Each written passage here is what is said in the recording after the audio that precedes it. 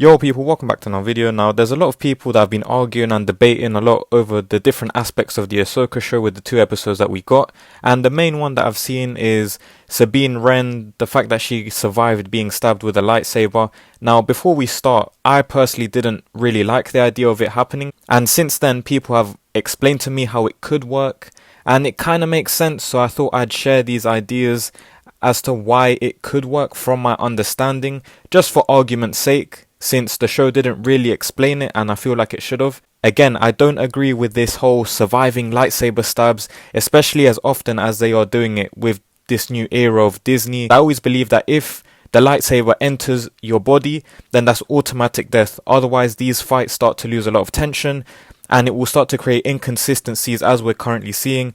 Why does this person get to survive and this person doesn't, etc. Disney are obviously doing this to create more drama and add a shock value to the show or to the film, but also allowing characters to not have to die. So I'm going to be comparing Sabine's situation with Qui Gon's situation, since Sabine's is the only logical survivable situation based off of what's happened, and it seems like Qui Gon is the only person who couldn't survive despite being more powerful than Sabine and other occasions like Reva, Finn, etc. that have survived in this Disney canon. So point number 1, Sabine gets stabbed by her side in comparison to Qui Gon, who gets it straight down the stomach. No damage to the heart or the spine for Sabine, and even in real life these things could be the difference between dying or surviving, so I guess they've tried to make it more realistic.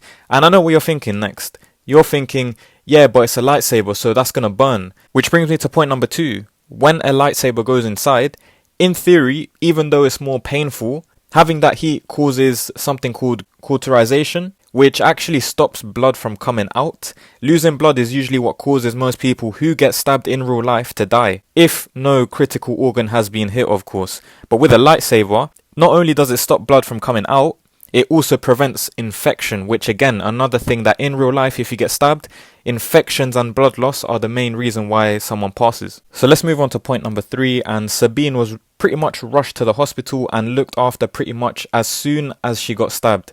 With all this advanced technology that you'd assume that they have in this time period, because bear in mind, from Phantom Menace to right now, present day Ahsoka, I assume it's been like 70 years more or less, so you'd assume that there would be more technological advancements that can treat this type of wound, hypothetically speaking. There's no confirmation, we don't know that, hypothetically speaking. Also, Qui Gon on the other hand, was just way too far from any means of transport, let alone a hospital, so I doubt he would have made it in time anyways. Just think about it. Obi-Wan would have had to carry Qui Gon on his back, past those red laser beams that kept coming on and off that were timed. On top of that, just go on the platforms, find his way back, get on a ship on a planet that he's not sure where everything is located. You get the point. Point number 4, and for me this is the most important point of all of them. I think Qui Gon Jinn actually accepted his death because he was a character that was very big in the following the so-called will of the Force. Maybe he took this as a hint as, okay, I need to die because this is the will of the Force acting right now. Maybe he saw it as something that needed to happen in order to bring balance to the Force. As it's been explained by Dave Filoni, if Qui-Gon lived, he would have trained Anakin, and Anakin would have never turned into Darth Vader. So maybe Anakin turning into Vader was the only way to bring balance to the Force, therefore fulfilling the prophecy. There are some theories as well out there that believe that when Qui-Gon was meditating before continuing to fight Darth Maul, he had a feeling that he would die and he accepted it. But yeah, feel free to let me know what you think down below in the comments. Like I said, I don't really like this new era of everyone gets stabbed and people start surviving, because it kind of nerfs lightsabers, and if you're not explaining how people keep surviving with something so controversial, then I think it just causes more arguments and debates. Like I said, I've just tried to give a balanced point of view, grabbed other people's perspectives. I'm personally not on board with this.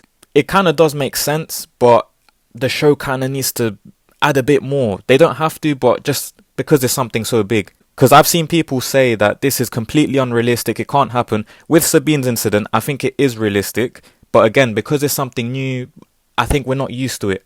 And also, they can't be using the stabbing all the time. They can't be rinsing stabbing characters. So yeah, drop your thoughts down below in the comments. Drop a like on the video. Sub to the channel if you're new around here. We're close to 400 subs. Shout out to everyone that's been showing love to the channel recently as well. Really appreciate it. I'll catch you in the next one. Have a great rest of your day.